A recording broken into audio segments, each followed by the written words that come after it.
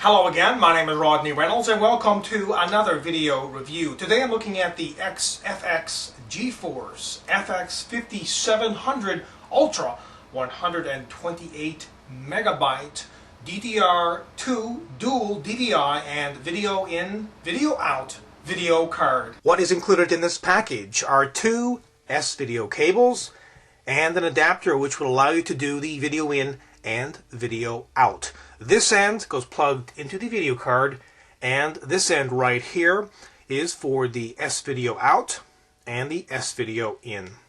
Also included are two DVI to Vga adapters, and they have a lot of games included. MotoGP Ultimate Racing Technology 2, you have Ghost Recon, Comanche 4, also Racing Simulation 3, a CD with a number of games onto it, as well as the installation CD, the user manual, and the video card. This video card has a core speed of 475 megahertz and a memory speed of 950 megahertz. It has 128 megabytes of DDR2 memory. You can see here that it does have a heatsink and a fan here which spans the core as well as the memory on the front and the back of the video card. Of course, this heatsink helps keep everything cool. Now, this video card does require you to connect it into your power supply. That connection is right here. And right here we have two DVI connections and the S-video connection.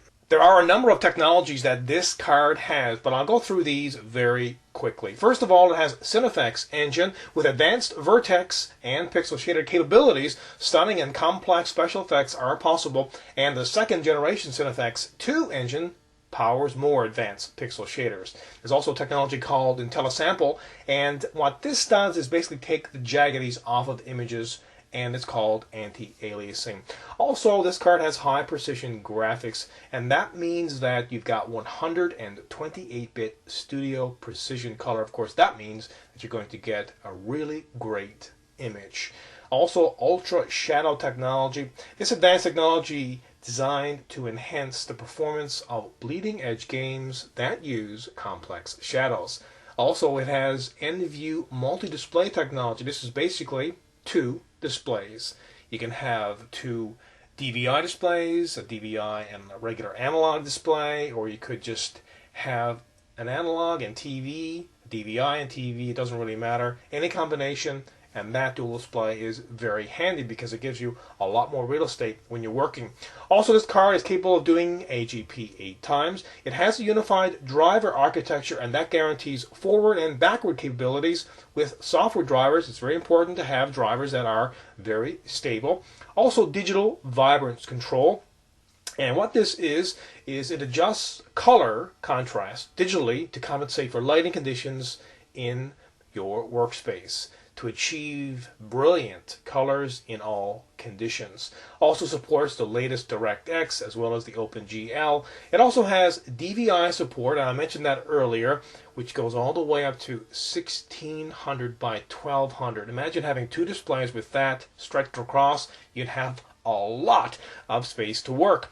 Also, integrated TV encoder provides best-of-class TV out functionality for resolutions up to 1024 by 768, and it also has an integrated full hardware MPEG-2 decoder, and this delivers full-frame, full-size MPEG-2 video on your desktop. Also, it has a new 64-phase video shader, and this will give you the highest quality for scaling DVDs and other video to full-screen HD TVs.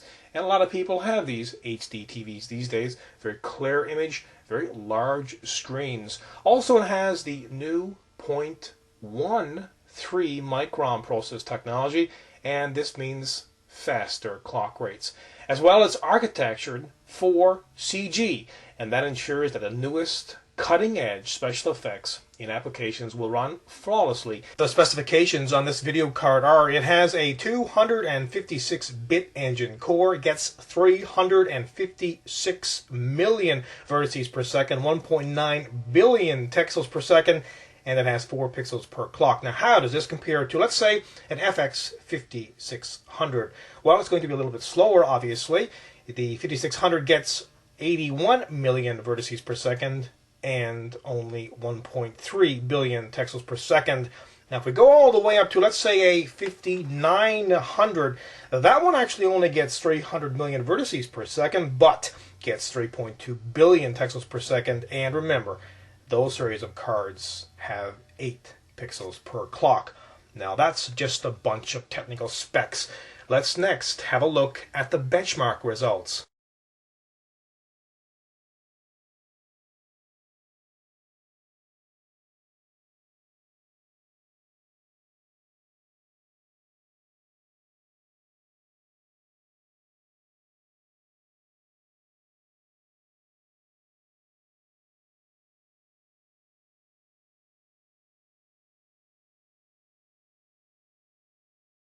This product has a lot of excellent features. It's very well priced. It's excellent at gaming, and 2D applications are crisp and clean as well. Now, getting back to the features, one feature that I really like about this card is the dual DVI right out of the back of the card support. And I have 2 DVI displays right here, and it does give me a lot of space to work. Whether I'm doing video editing, or maybe just browsing, or maybe I want to stretch a program across 2 screens, maybe I want to clone the screens, or maybe I want to move stuff back and forth. It makes it so much easier.